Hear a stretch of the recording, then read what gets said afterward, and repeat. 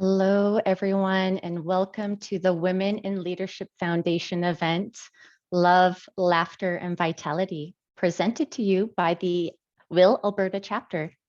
I'm Carla Posnikoff. I'm the events lead for the WIL Alberta Chapter, and I'm joined by our chair, Heather Thompson, and one of our lead community volunteers, Jody Chichowski. It is an honor to be sharing this space with you and our three incredible speakers. Thank you for joining us. Before we get started, we like to see where everyone's joining from. Please type it in the chat to see if you'd like to share. We like to see our reach. Let's begin. First, I would like to go over 3 housekeeping items. Please mute your audio throughout the presentation. Please utilize our Zoom chat feature to comment or ask questions along the way.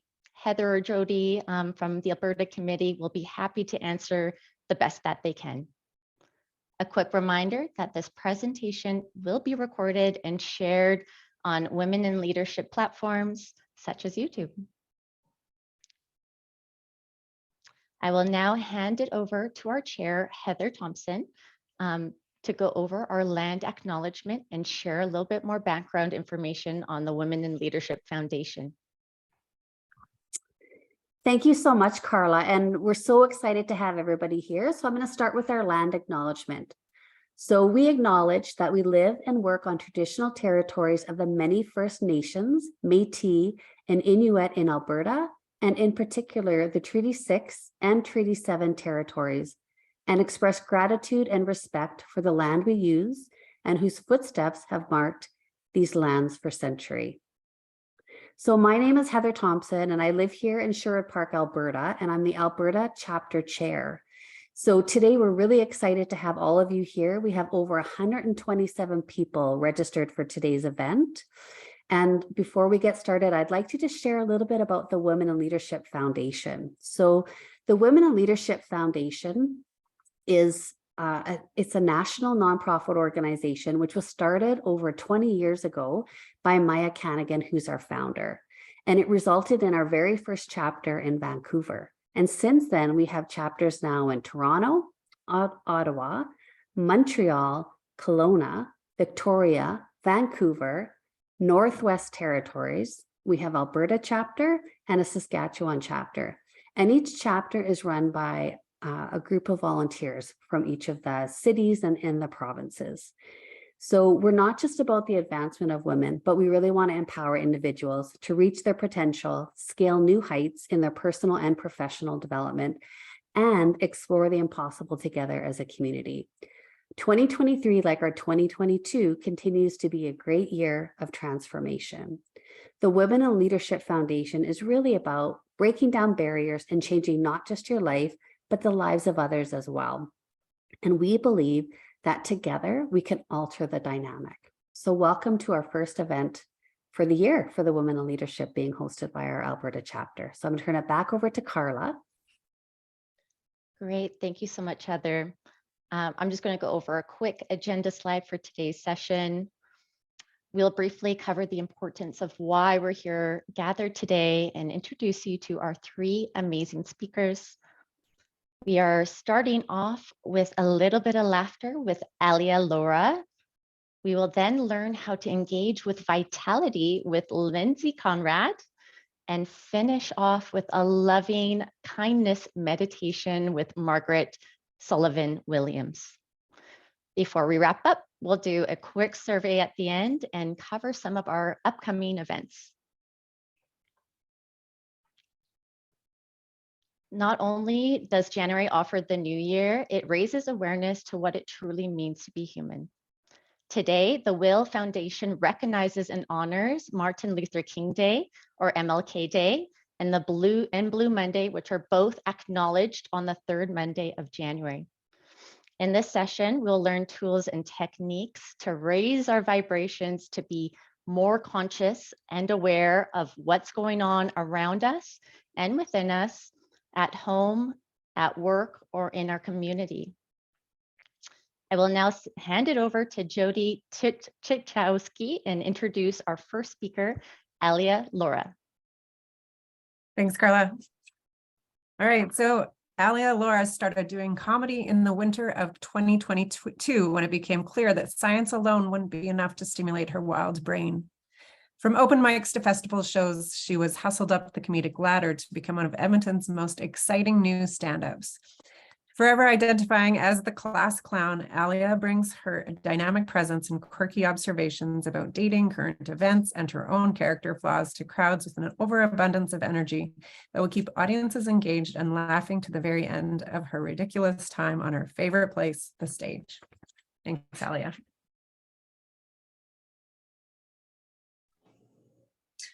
Hello, everybody. It's so nice to be a part of this.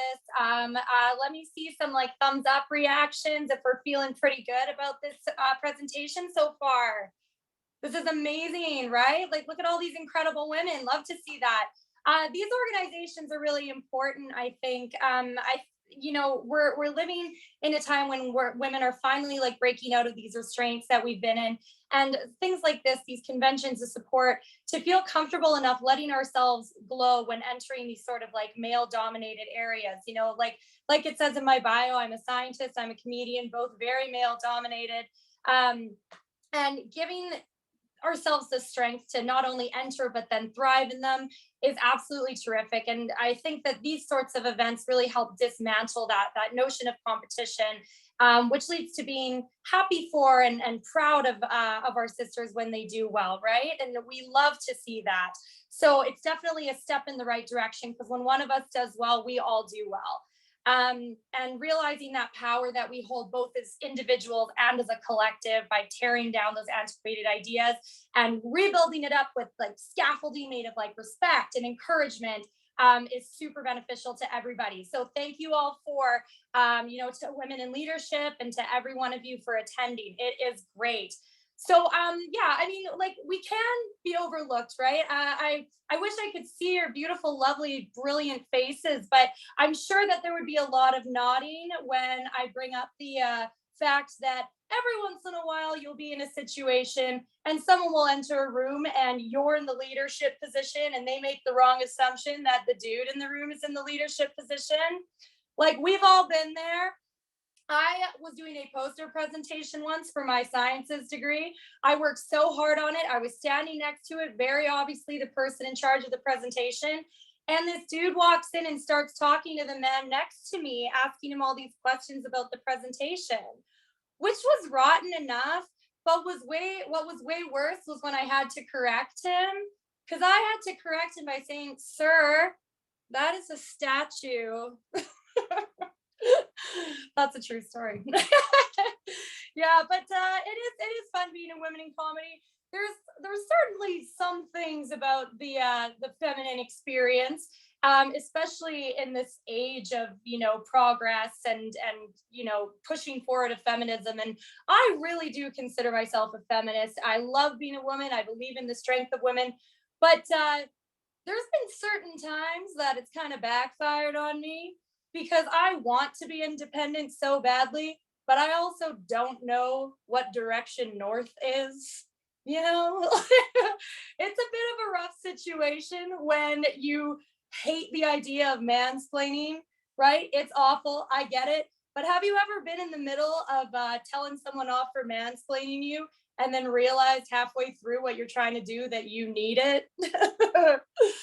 I have very often been in a situation where I'm like, "Kyle, can you back off? I can change this tire myself." 10 minutes later, I'm like, "I can't change this tire myself." But I have a coping mechanism, ladies. Don't worry. I can spin the narrative. If you're in that situation, you can just be like, "But if it would make you feel better, I guess I'll let you help me." You got to play what tools you have, right? I think that I do have a lot of confidence, though, and sometimes I believe that comes from the fact that I was a big part of the participation trophy generation, and people get so mad at that. I have no authority to get mad on that at all, because I was one of the kids that was the reason that needed to exist. Like I have gotten some rotten awards in my lifetime, which at the time seems spectacular. Looking back now, I was like, I wasn't very good at stuff.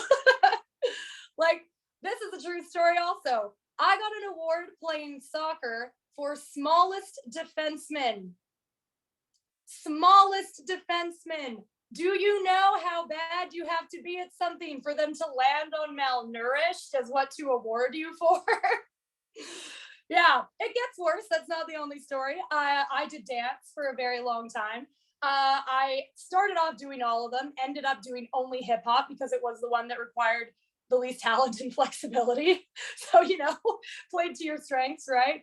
But I won a scholarship in hip hop, not for talent, not for skill. I won a scholarship for enthusiasm. That is a sneaky way to tell somebody they are not very good at something. Yeah. But I mean, like, the confidence does play into other things though, right? Like, and it's great. We're in the middle of, you know, like the peak even perhaps of the body positivity movement. I love the body positivity movement, but tragically, I started doing comedy when it had like really started hitting strides. So things that I used to get people to laugh at, I now just get encouraged for, you know, like I'm half Indian. You think my hair is bad? You should see my beard when I first wake up. I get guys, like it is, it's a full-time job. But I used to show up to parties late, for instance, and I would rock up and be like, sorry guys, like had to shave my mustache. Like it would get a laugh. I would feel like a rock star. I would have a good excuse. It was fire. I show up to parties now with that excuse for being late. And my friends are like, bro, that stuff up, monkey queen. We think you're beautiful no matter what. Yeah, this used to be a mustache. Guess what? Now it's a symbol of my feminine power. Both good, one significantly less funny. I used to get my eyebrows done. I stopped doing that because when you get a 5 o'clock shadow on your eyebrows, it starts adding up expense-wise. But I remember going into a waxing salon once. Great experience usually, right? You think you're going to go in there, you're going to feel beautiful after, you're going to feel confident, get that extra pep in your step. I went in, this lady does my eyebrows, whatever, I'm getting up to leave. She does not ask. She pushes me back down, leans over, and spreads wax on my forehead. What an assumption. Do you know how much confidence that you have to do that? I walked in, she took one look at me and was like, the eyebrows are a pregame. I know what you're here for. Absolutely awful for my self-confidence. Yeah. Yeah. Have you ever like gone in to get like a Brazilian and had them start stretching like they're going to compete for an Olympic event in the next 10 minutes? It's a great feeling. Yeah, I do have like methods of coping with my bodily insecurities though, as well as some other insecurities as well. I used to think that my cats were just spectacular at being cuddly and wonderful. Turns out they can serve another purpose, my friends. Oh yes, yes they can. Because I have learned that you can project your insecurities on your cats and they can't do anything about it. Yeah, like I really wanted to start getting back into working out, you know, exercise, excellent. We're probably going to hear a lot about the importance of physical motion from another one of our gorgeous panelists. But, you know, it's hard to get started on that, right? So I've just kept my cats wildly unfit. So by comparison, I look spectacular. It's a very effective technique. You know, I'm on my 18th taco of the day and I just look over at my cat lying there, not doing anything. And I'm like, you're such a turd. You know, if I call in sick to work just because I need a day off, not actually sick, and I'm feeling kind of guilty about it, because that can happen, I can look at my cat and be like, you don't even have a job. By comparison, you feel great. Feel free to use it, my friends. But you know, having a job is like necessary. It's an unfortunate reality of the world I want to live in. But I have found though that spinning the narrative has been very helpful for getting me work. Right? Like I love my resume and it's gotten me a lot of interviews. And I think it's because it showcases that I'm like a pretty good person, right? You know, like on the first line of my resume, it says volunteers to feed the hungry. And that's a nice thing to have on there, right? You want people to know those aspects of yourself. And it's true, right? I wake up every single day. The first thing that I do is I feed the hungry. Of course, I leave out that the hungry is me.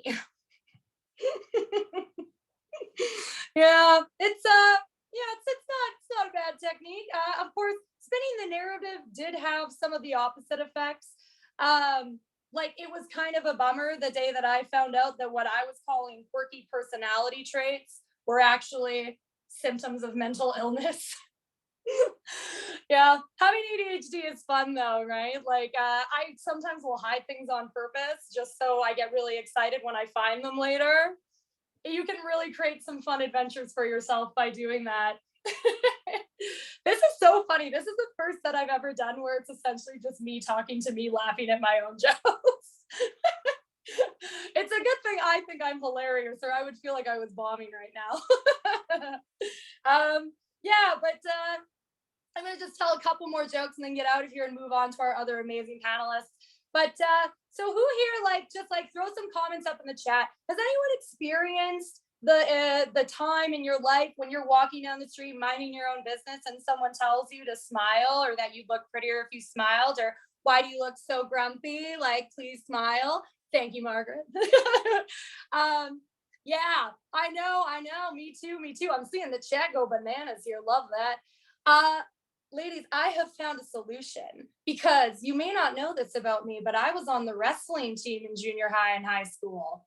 I know you can probably tell from my physique that that's what I would go into. But guess what I found the other day? A mouth guard that is totally black, and when you put it in, makes you look like you have no teeth. So I'm walking to school. I used to walk from the bus stop to McEwen. I would walk through a gaggle of construction workers every single walk, and every single day they would say, "You look so much prettier if you smiled. You look so much prettier if you smiled." Do you know the power I felt the day I took that walk with a black mouth guard in? They said, you're going to look so much prettier if you smiled. I was like, you're about to find out that's not true. Yeah, when you're shooting a face with a goblin hole in the middle of it at men that are unsuspecting, you take all the power back from that conversation. Yeah, good times for me. All right, you guys, I'm gonna take one more joke here, and then I'm gonna get out of here. It's been an honor to perform for you. My career choice for going into comedy and science, it's really funny because you get very different reactions when you tell people you want to be a stand-up comedian versus a marine biologist, from yourself and others. When I tell people I want to be a marine biologist, I say I want to save the planet. That's very noble. That makes me sound terrific. When I tell people I want to be a comedian, I'm like, I think I can make people laugh at jokes about tacos. Not quite as spectacular sounding. Of course, I get different reactions to it as well. When I tell people I want to be a biologist, they respond with, "You want to save the planet? You're incredible." When I tell people I want to tell people jokes about tacos, they say, "What are you going to do when no one laughs?" All right, thank you so much, everybody. I've been Alia Laura. Please enjoy the rest of the conference, and thank you everyone for participating.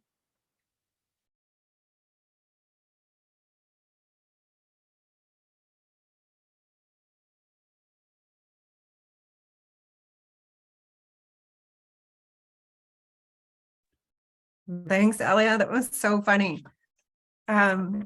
Okay, we're going to move on to Lindsay Conrad. Lindsay Conrad is a lifelong learner dedicated to helping others on their health and wellness journeys. Lindsay has been in the field for over 5 years, guiding and motivating clients towards their goals and aspirations. She is a cheerleader, coach, and holistic wellness advocate. Lindsay is looking to continue to grow and explore how best to help people reach their full potential, and is open to a variety of roles and opportunities that can help her do so.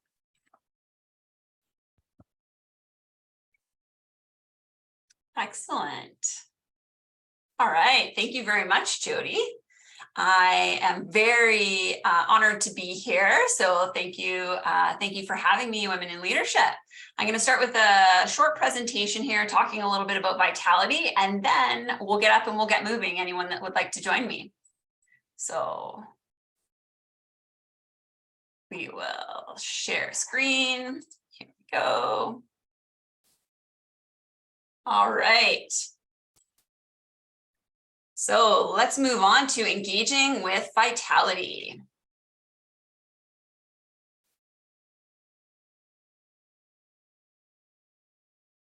All right, I'd like to start by asking everyone to take a moment and reflect on what vitality means to you. Perhaps you'd like to write down a few words or just stop for a few moments to contemplate. I'll pause for a bit and give you some silence to help with your reflection.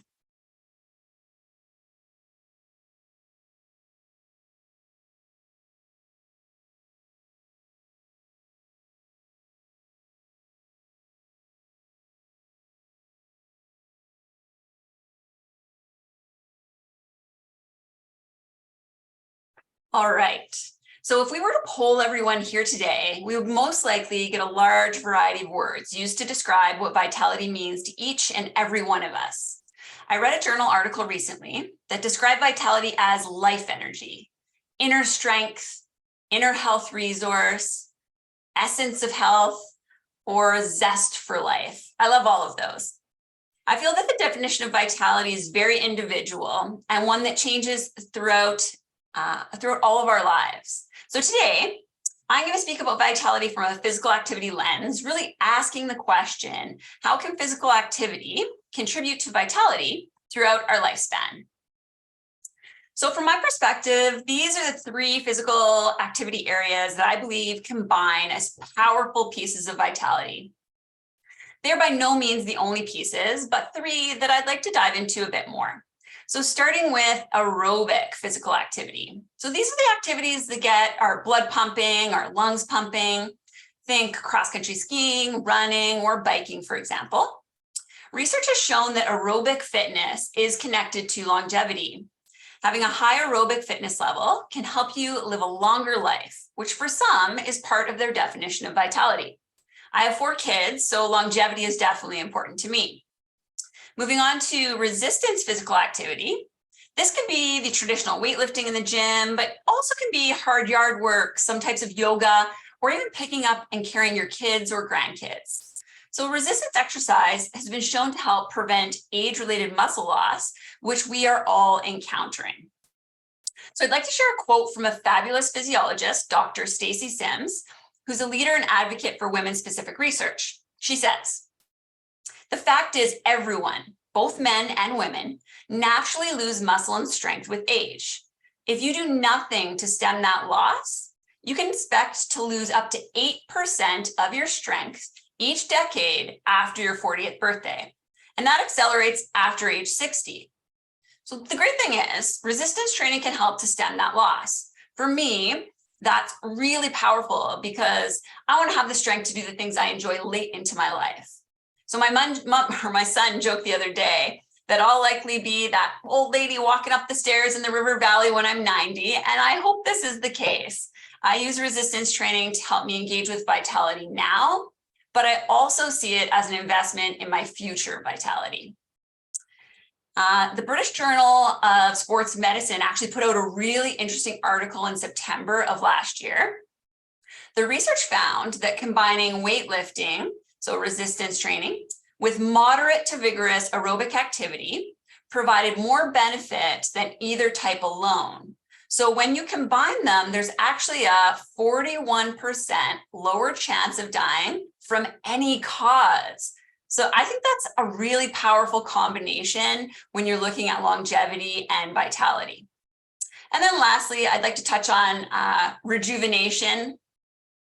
I think this is so important for vitality because it helps to balance out the aerobic and resistance physical activities I've just talked about. So when I was younger, I was always on the go, pushing myself in all parts of my life. Eventually, it caught up to me. So over the past years, I've really been trying to balance things out more effectively. A friend once suggested that the motto for our 40s should be less hustle, more flow, and I completely agree. So you may be asking, what can I do to enhance the vitality in my life? And I think this is individual to every person, as I've mentioned, but I've listed 3 things here that might help. So the national recommendation for adults aged 18 to 64 is to strive for at least 150 minutes of medium to vigorous physical activity per week, plus 2 sessions of resistance training or resistance activity. If you're finding this overwhelming or struggle to incorporate this kind of activity into your day, I highly recommend you reach out to a qualified exercise professional who can work with you to figure out a plan. That said, all movement matters. So any little changes or swaps you can make, they add up. As well, setting aside time for rejuvenation and self-care is a huge piece of the puzzle. So for you, this might mean massage, physio, meditation, yoga, maybe self-myofascial release, so foam rolling, mindful walks, could be anything. Whatever you find helps you rest, relax, and rejuvenate. I found this piece to be more and more important the busier my schedule gets. It helps me to find balance in the chaos. Okay, with that said, I'd like to take some time now to get some movement into this session. So I invite you to stand up if you'd like and join me for some slow, low impact movements.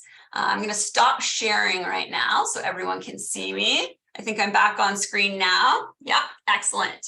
Okay, so anyone that would like to join, I'm going to move my chair out of the way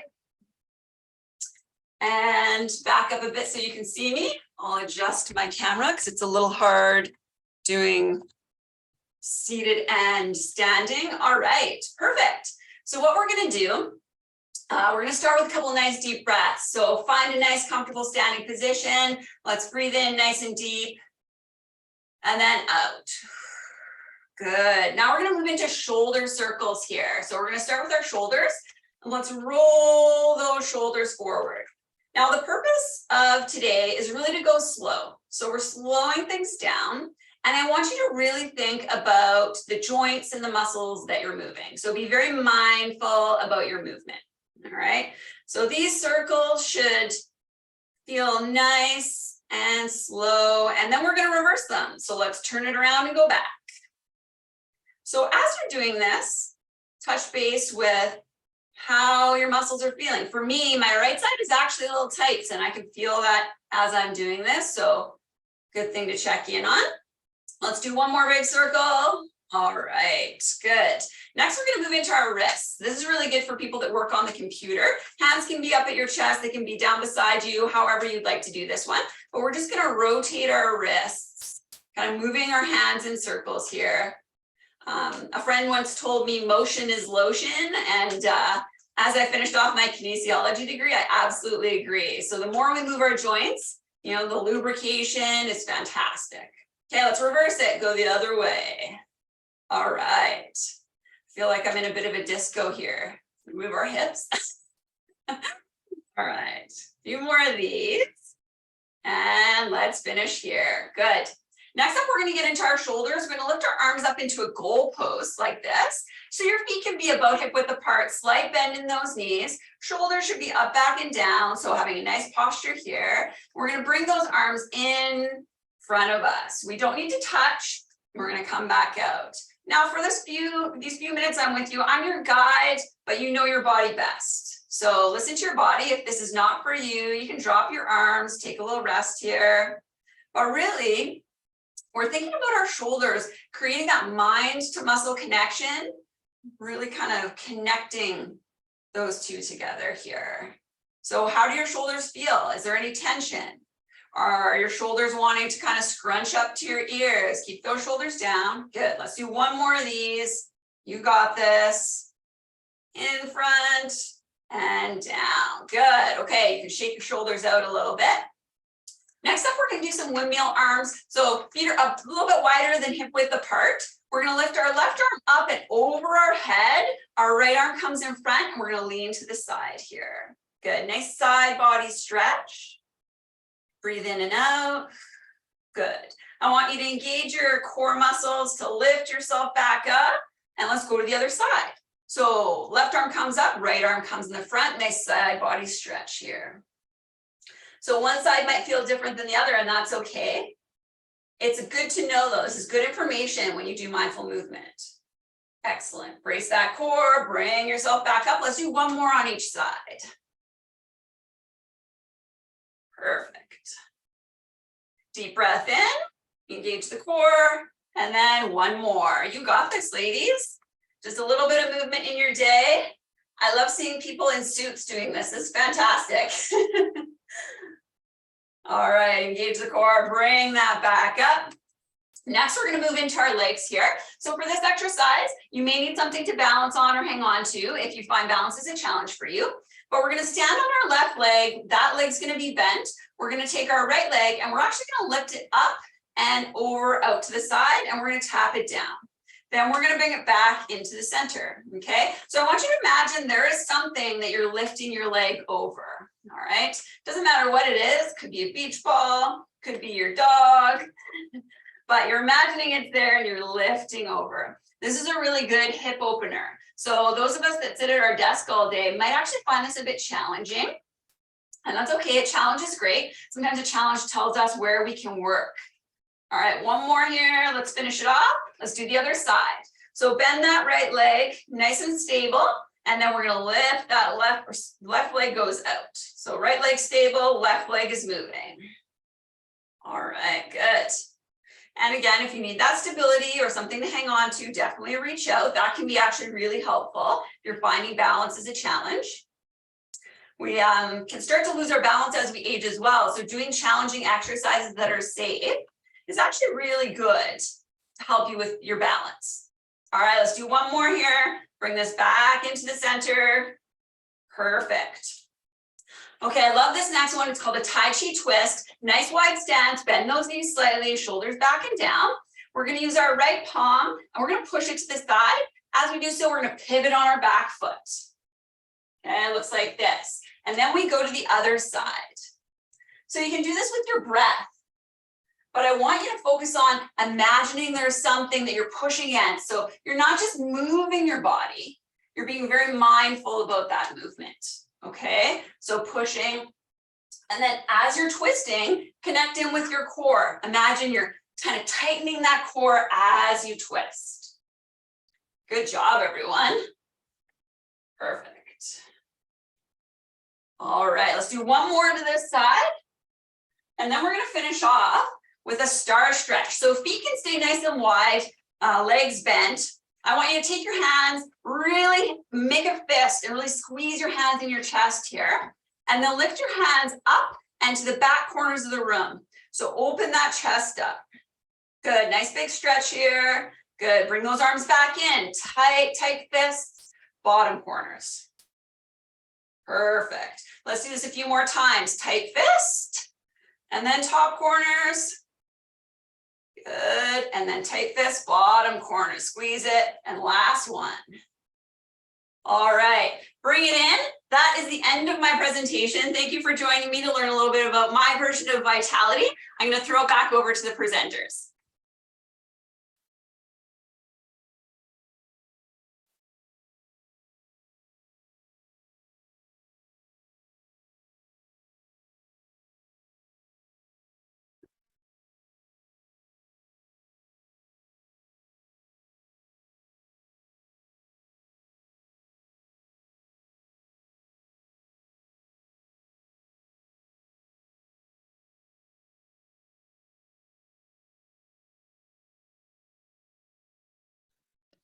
Great. Thank you so much, Lindsay. I'll hand it over to Heather to introduce our next speaker.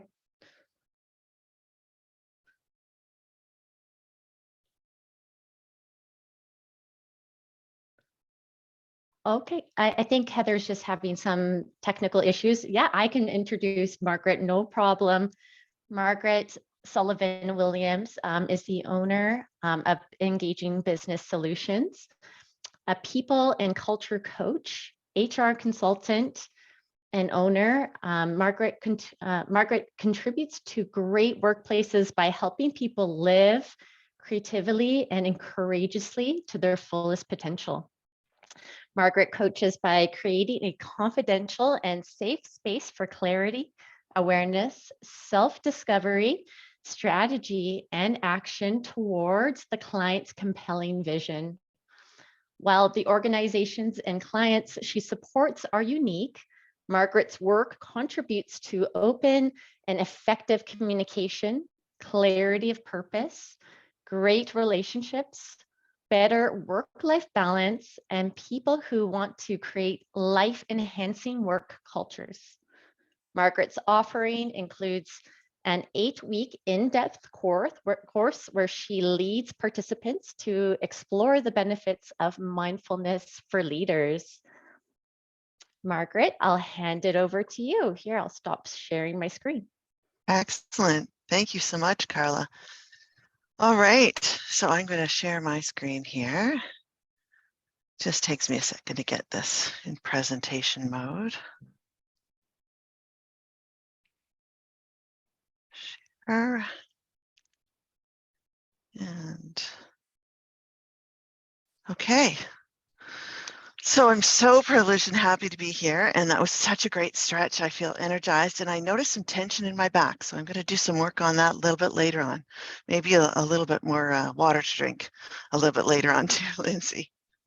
And Alia, oh my goodness, you know you had me crying, right? Like my tears were falling out of my eyes there at one point, especially the goblin hole thing. We should talk because I have stories.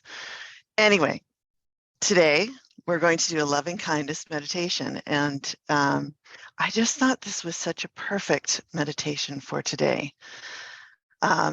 Years ago, my family and I visited the monument to Martin Luther King in Washington, D.C., and I feel like today we're joining his vision of a truly compassionate, nonviolent, world in doing this meditation. I really enjoyed this particular quote that was at the site, and I remember standing there and looking at the statues in the monument and reading it, and it just means so much. And this connected for me around this particular type of meditation and mindfulness.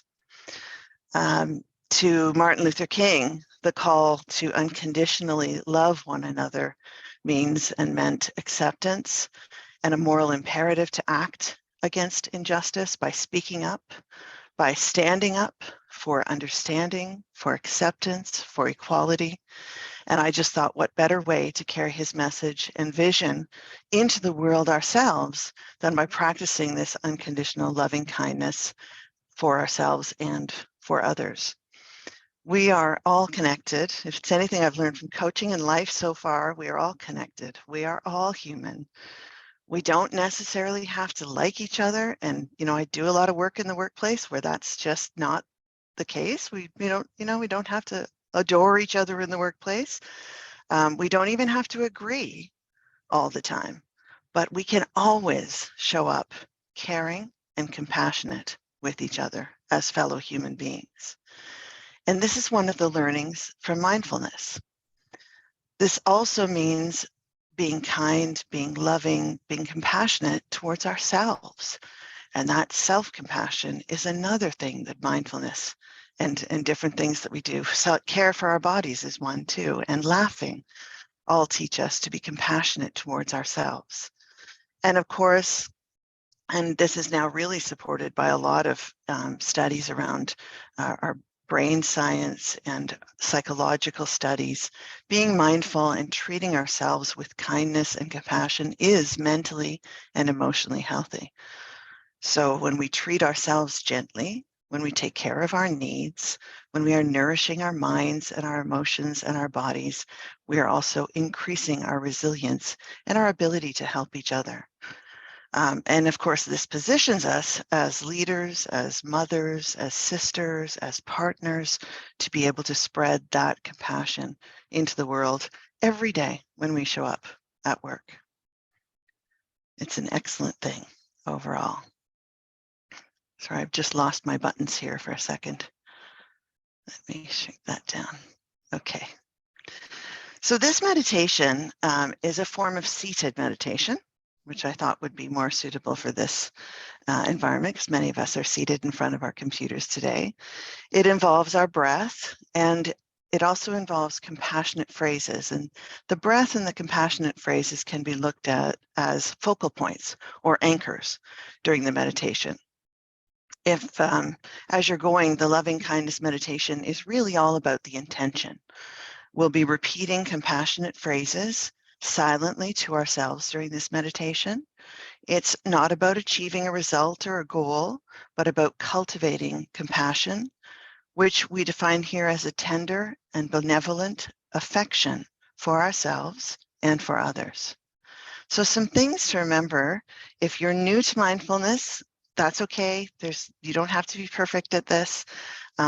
Even if you're not new to mindfulness or meditation, it is totally okay to become distracted.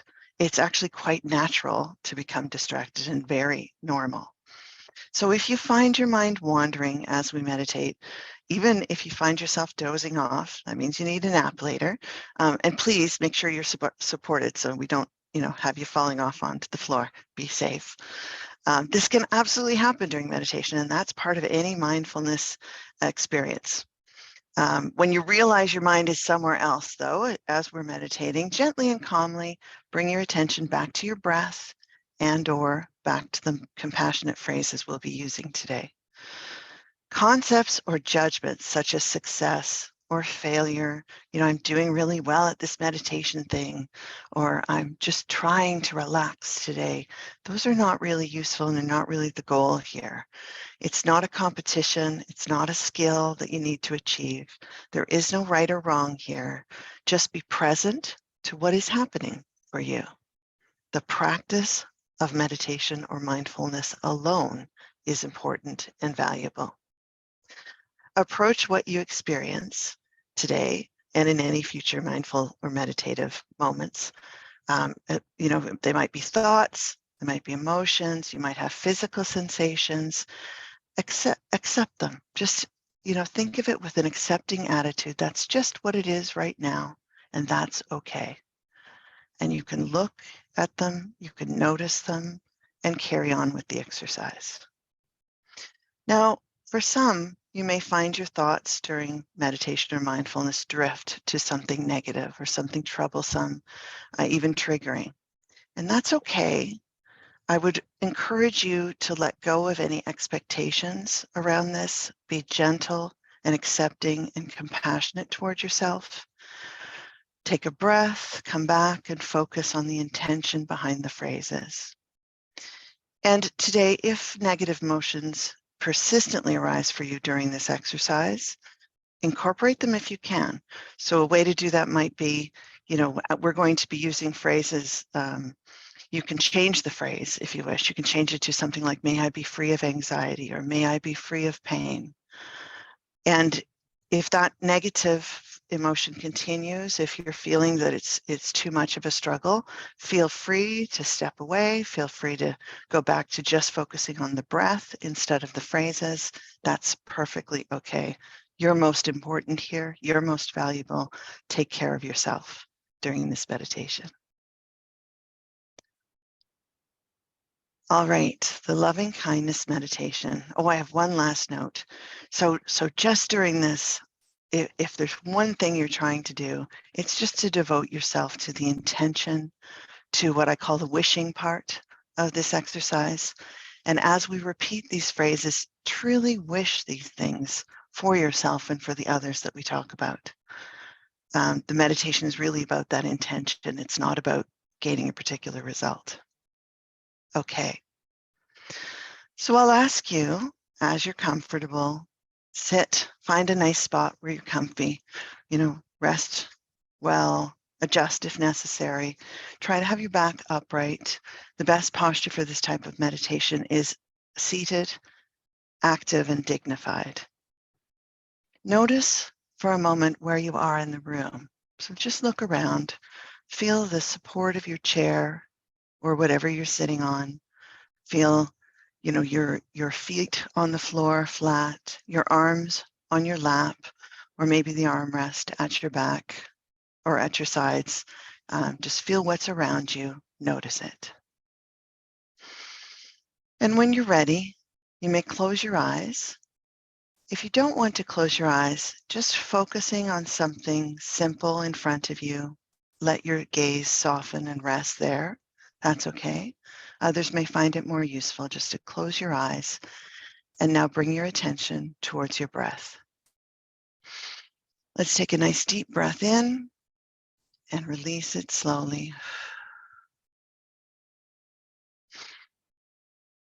And in and release it slowly.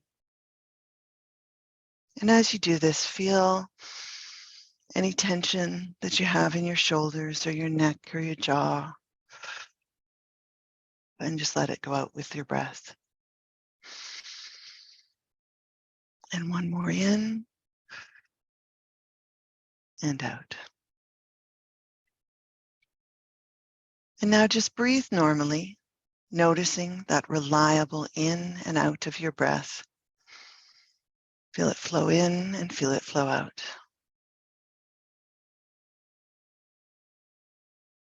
Remind yourself that every living being wishes to live in peace and in happiness. Connect yourself deeply to this desire, just as all beings desire to be happy and free from suffering. I am entitled to the same happiness and freedom from suffering. And if you wish, you may take a moment just to feel what kind of emotions this intention stirs up within you. Just as all beings desire to be happy and free from suffering, I am entitled to the same happiness and freedom from suffering.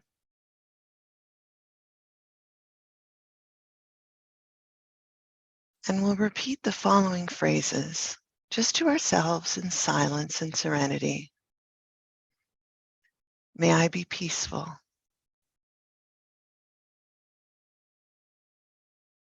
May I be healthy.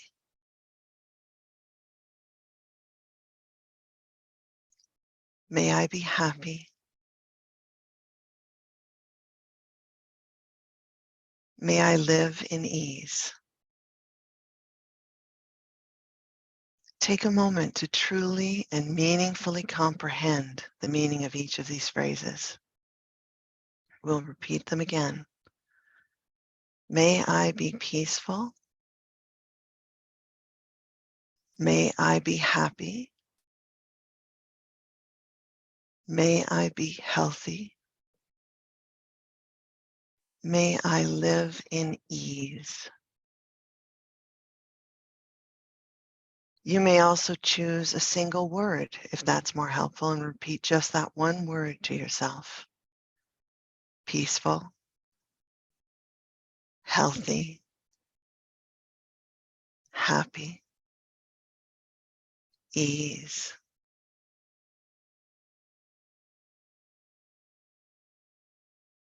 And if you notice that your mind starts wandering, simply return your attention to the phrases. Don't be harsh on yourself. Don't judge yourself. It's normal to get distracted. May I be peaceful. May I be healthy. May I be happy. May I live in ease. Now I invite you to think of someone very important to you in your life, a friend, a partner, a family member. Picture them in your mind's eye and include them in your intention. You can name them if you wish. May they be peaceful. May they be healthy. May they be happy. May they live in ease. And now I invite you to think of someone who is experiencing difficulty right now in their lives. Perhaps it's someone who's sick or in pain or have other challenges. Offer the phrases of loving kindness to them right now. May they be peaceful. May they be healthy. May they be happy. May they live in ease.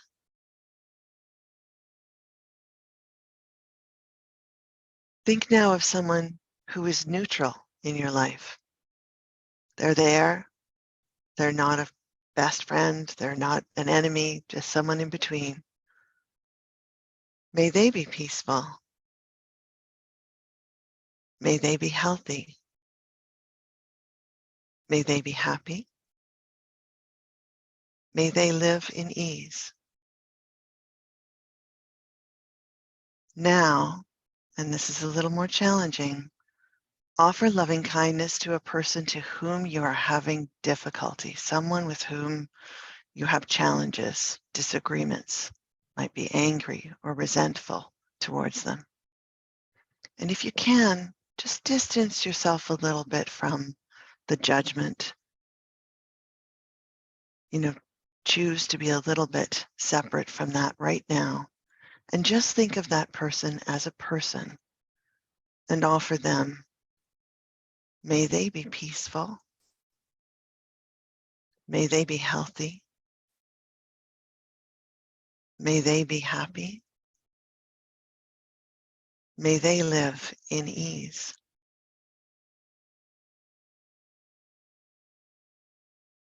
And finally, as we finish this exercise, you may also repeat the following phrases in reflective silence, sending your intention out into the world more broadly. May I and all other beings be peaceful. May I and all other beings be healthy. May I and all other beings be happy. May I and all other beings live in ease.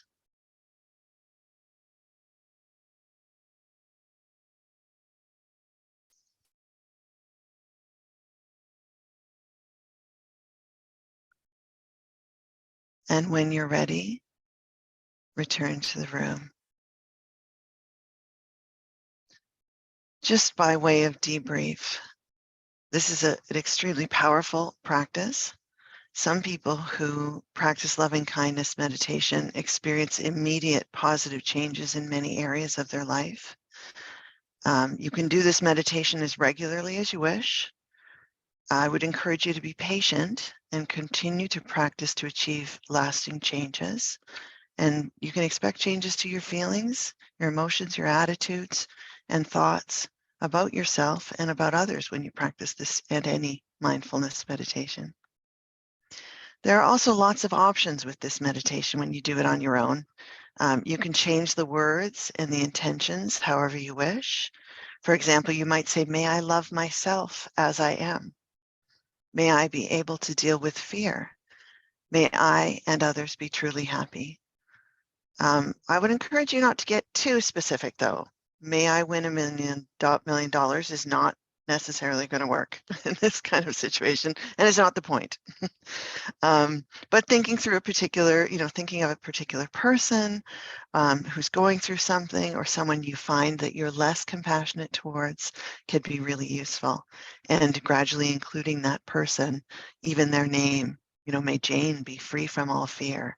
May Jane and I be free from all conflict, are also good ways to do this one. Finally, if the phrases eventually become too robotic to you or they feel meaningless or trite, you can always change them up and use different phrases. Many different varieties of this meditation. And I would encourage, mindfulness is a journey. It's a practice and a process, and the effects of it do take some time. Small practices repeated over and over again really can produce enormous shifts in the way that you show up in the world and what you put out into the world. Reflection in a journal can also be really helpful. Okay, so I've been Margaret and am Margaret, and I hope you found this mindfulness practice useful today. If you wish, you can incorporate it into your everyday. I'll just say my next 8-week mindfulness for leaders course will be offered in April of 2023. Feel free to check out my website. We'll get it posted probably beginning of February for registration. And I thank you all for this opportunity to share the power of these intentions with you all today. We can certainly make a difference in this world. And I'll hand it back over.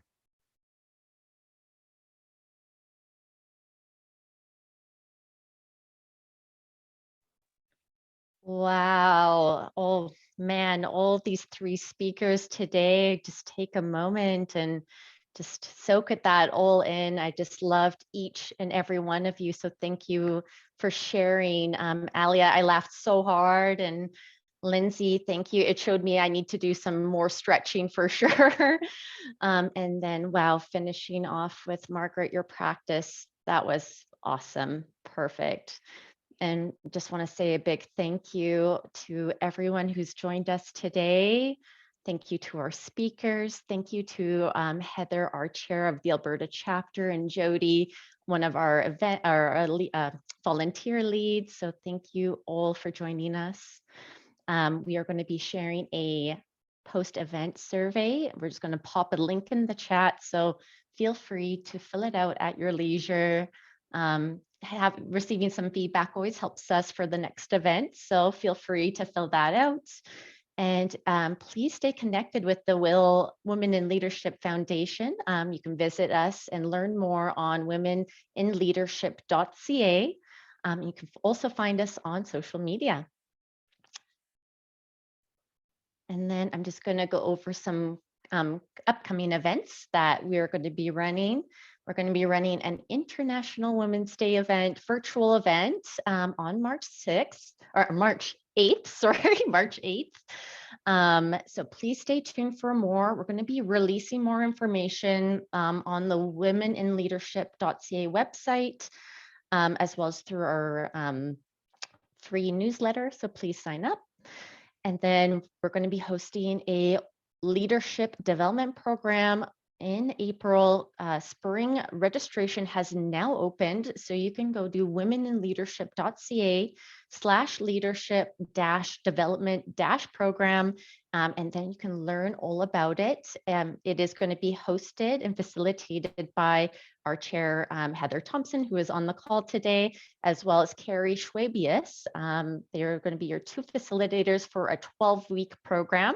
So please check it out. You can start signing up now. So that is open. And then I'm just going to conclude here, conclude today's session. I see we're just about at time, so perfect timing. Thank you again. Greatest gratitude for everyone who's come to today's event, and we hope to see you at our next event. So enjoy the rest of your day, everyone. Take care.